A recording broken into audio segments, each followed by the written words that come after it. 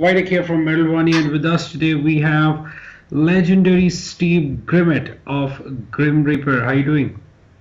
I'm doing good, thank you. Man, you gotta tell me something that it's been 10 years in the making since the band resurrected. The highly anticipated Walking in the Shadows will come out later this month. I'm sure all the guys in the camp must be pumped up for this release.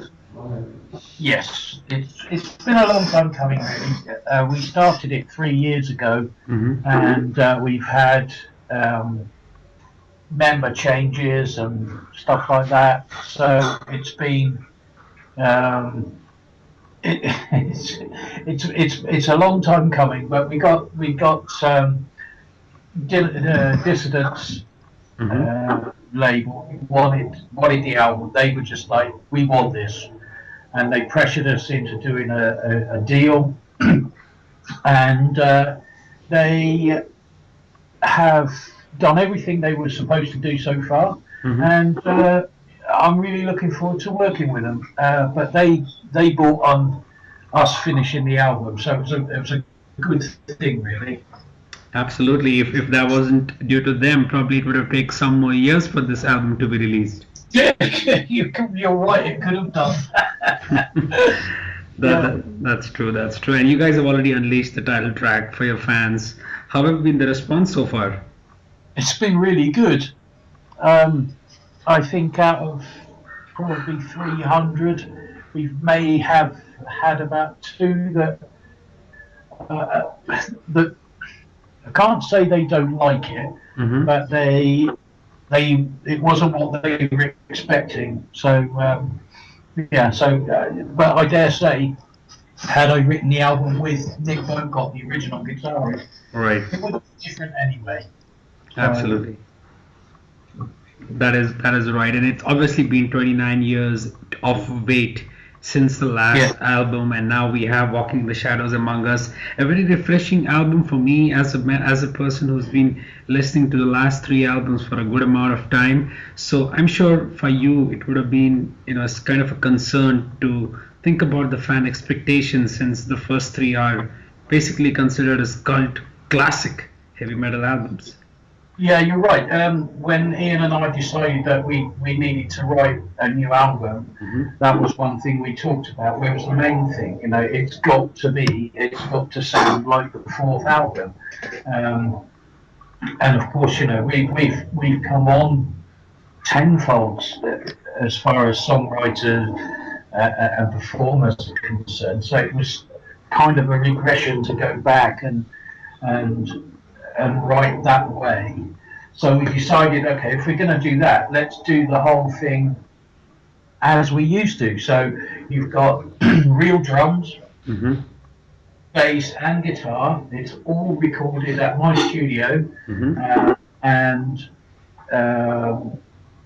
there's nothing processed or anything. If you like, it's like we didn't just record guitar signals and then reamp them. It was literally done in the studio, and I know that because I did all the recording. Right.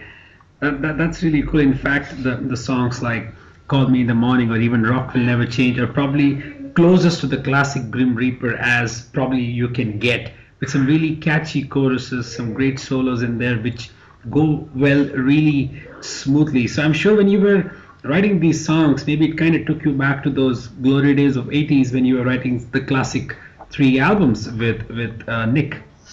Yes, it definitely was, because we wrote some in the studio, we wrote some at rehearsals, and we wrote some when we got together at my place. So it really was, as we used to write them, and obviously as we used to record them. So, and I think we've done the job. I think we've really hit the nail on the head, and I think it's basically the 4th album. Right, absolutely. In fact, this Rock Will Never Die kind of remind me of your other band, Loin's Heart, which has more of this hard rock oriented verses in the bridge and that old classic Grim Reaper chorus right there. Yeah. Yeah, Lion's Heart was that was well, it wasn't a side project at all. It was a serious attempt at doing really what I liked to do, and it did okay. It wasn't fantastic. I think it was the wrong time for that kind of stuff. But you know, in 2001, we were asked to play the Keep It True festival, and the whole thing blossomed from there. And it's been a fantastic ride, to be quite honest with you. Absolutely. And then you have a song like From Hell, which exactly raises the bar with an excellent performance by you. I mean, I got to say that your vocal stood beautifully through the test of time. In fact, all the choruses on the album kind of make me sing along, and that's what a really good thing, that when you guys play this live, I'm sure fans are going to sing along all the choruses with you. Yeah, as they do now for the other stuff. Yeah, exactly. I mean, that was all part again of writing. You know, we obviously have been out touring quite a bit, and you know, we were like, well, what do the fans like? You know, and basically it was, well, they like to sing along. You know, right? Okay, anthemic rock. You know, so that's basically what we wrote. Absolutely, it's really good to hear, and obviously, you know, you have some tour plannings with Grimm as well. So where all are you taking this album in terms of playing it live for fans? Yes, we are. Yeah, in start of October, we go to the States for 2 months, States and Canada, and then we're back. For December, we have one show in December in the UK, and then first week in January we're out to South America to do 9 countries out there, and that's for a month. And then we've got plans to do Europe, and then Japan, Australia, and New Zealand, and there's lots of other festivals that we're looking at right now. So we've got a busy year in front of us.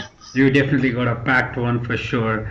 That's really good to hear it. And in fact, the other day I was having a chat with Goeff Tate, where he said he's going on the Trinity Tour with Tim Ripper and also Bayley from the Iron Maiden. So, you know, if there's any of that planned with having you on board as well, I'm sure that would be really great for fans to see the 4 classic, you know, frontman of all times. Yeah, well, I'm going to be doing that possibly next year. I was going to do some this year actually, but it didn't transpire. But yeah, I'm definitely going to do that. I'm really good, fairly good friends with Tim. And, he's a real nice guy. And yeah, so yeah, I'm looking forward to it. It's going to be a great year. Absolutely, it's really good to hear. And you know, Steve, you had a chance to catch ACDC live sometime this year? Oh no, I haven't actually. I really have, all that period that they were touring, I didn't have the chance to go. So I'll have to wait and see what they're going to get up to now and see what happens. Right. Any chance you got to look at any clip with Axl Rose fronting them for the tours? I'll go and see. Yeah, because really and truly, he's the only guy that can do it. So yeah, I do like Brian Johnson, to be fair, but we'll just have to see. Unless I go, I got an old guitar tech that used to work for me back in the day, and he went to see them, and he said, "You know what?" He said, "I thought it was really good." So that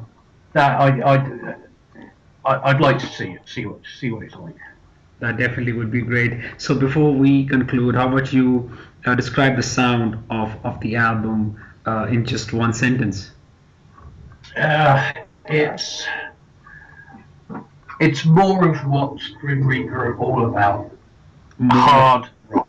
Hard rock. And yeah, it's hard rock, and it's classic rock. It's classic new wave British heavy metal. Heavy metal. Well, fantastic. Thanks a lot, Steve. Always a great time having a chat with you. Good luck with the release and obviously with the tour. We will catch you sometime in North America next month. Okay then, buddy. You take care of yourself. You take care of yourself as well. Bye bye. See you. Bye.